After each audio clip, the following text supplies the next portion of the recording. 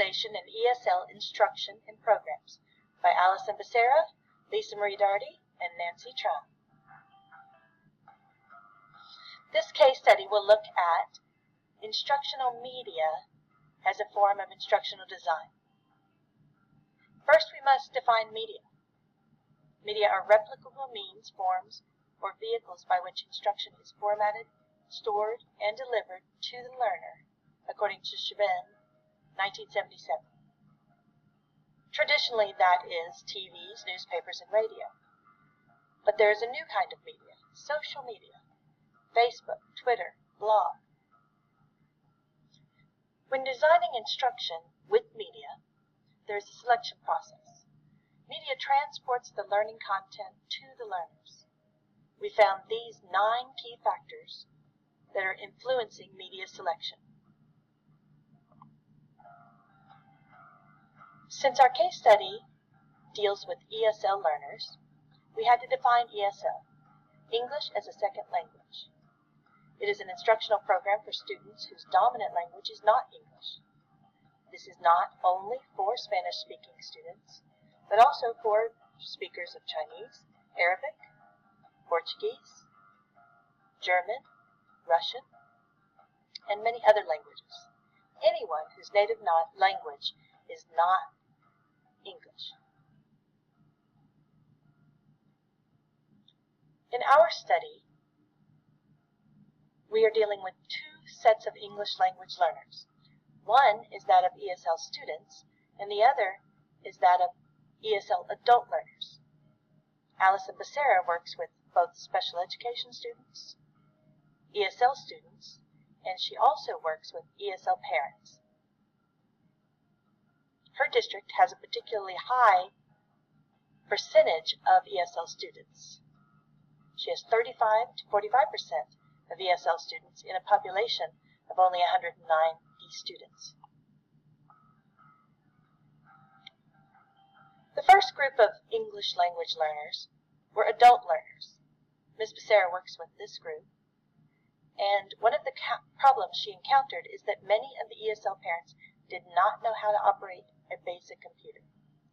She had to start at the beginning, teach them basic computer programming skills, how to turn on a computer, how to get an email account, so that they could better communicate with the teachers and with the community in general. In dealing with her ESL elementary learners, she found many tools were very effective.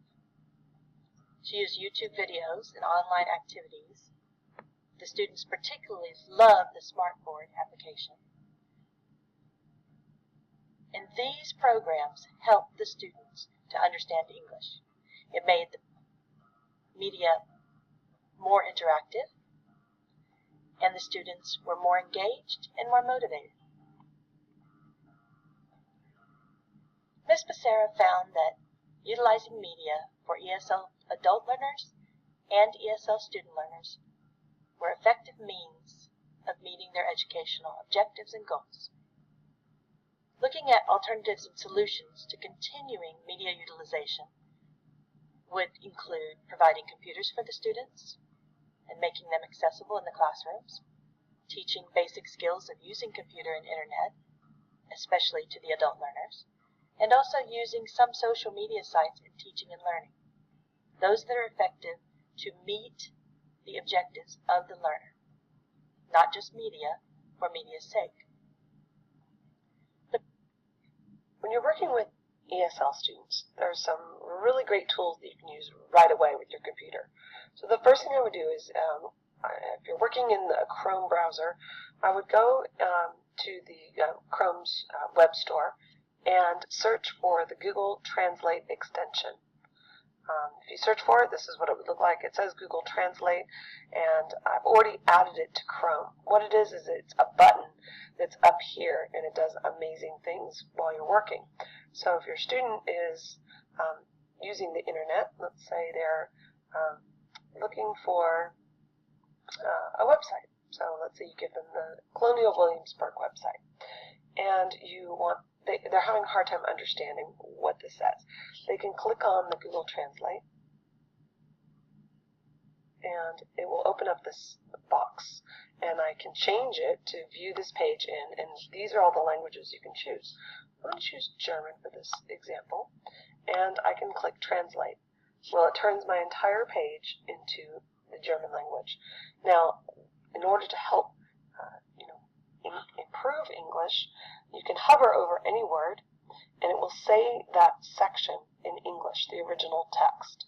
You can go through any of these parts so they can see it in German and in English, so they can improve their English that way. Another tool I would use is Google Translate. Just go to translate.google.com, and this is a really neat tool. So in one box, you can type in the sentence that you want to translate to your student. And then you can switch here to what language you want to translate it to. So again, I'm going to choose German, and then I can click here. Wann gehen wir zum Mittagessen gehen? So you can hear it in German, and you can also hear What time do we go to lunch? You can say it in English and in German. You can give instructions. Please follow your partner to lunch. So you can give really important information, and you can see it adds it right on. And I really love this feature as well. When I hover over a word, it matches the German word to the English word. So again, we're constantly working on improving the English skills with some of these tools. These are really handy to have. You can also switch this around. So if we want to switch it and go from German to English, your student can type in their word in German, and then it will translate it to English. Same goes for any language. So, did you understand the homework? Well, maybe not if they're not understanding the language, but let's say I want to do Japanese. あなたは宿題を理解してなかった。I'll translate it for you. Okay? Did you understand the homework?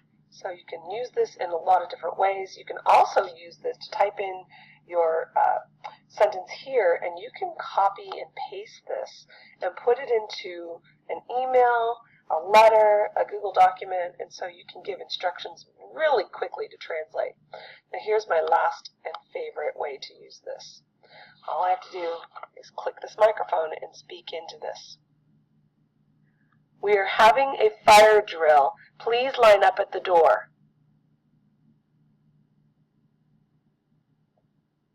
And there we have it.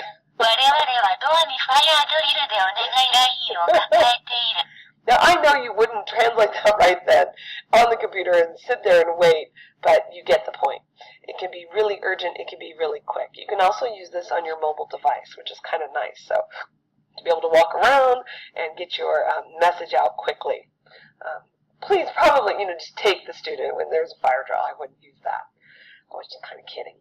All right, so another tool I really like, besides those two, I also really like this one. It's called Lingro. It's such a cool dictionary tool. It's really great for all kids. So again, I put in the Williamsburg website here at the top, and then I'm going to translate, and look at all the English, or all the languages it can translate. I'm going to go from English to German, and then I'm going to click the arrow. So I put in any website I want. I can go from English to German. Here's that Colonial Williamsburg site again. Now, it shows it in English, but watch when I go and click on any word. More.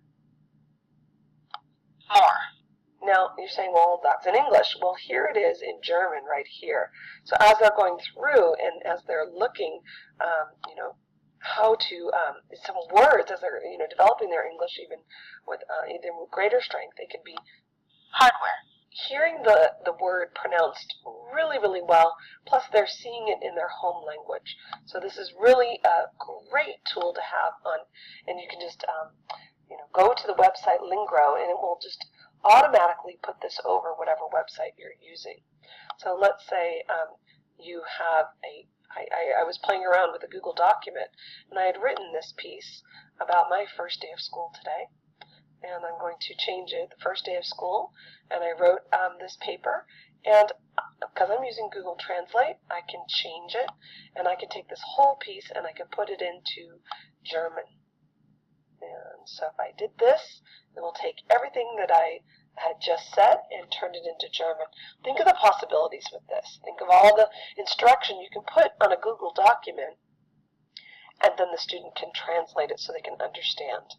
It's some great tools. If I click on here, let's see what it does.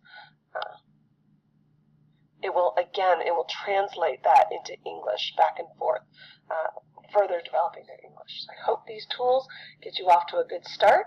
I have other great links for ELL learners. Well, I guess I should show you a couple. English Central is great. I'm going to go slowly through these, and you can pause. Vocab Sushi is great for older students to use. AudioBoo is fabulous for students to be recording their own spoken word to progress. Again, there's Google Translator. Now, when we get into some of these younger ones, Kindersay and Pinky Dinky Doo, Storybox, I know they seem really young, but you know they're great for all learners. You just have to sort of get over that they seem primary. That's how you learn beginning words, though. Speakaboos, Abracadabra, Fast Phonics, these are all great sites for pre-readers, and that's why they're good for ESL students. And Learning Chocolate. What's not great to learn when it has to do with chocolate? So I hope these tools work for you. Pass on some more good ones.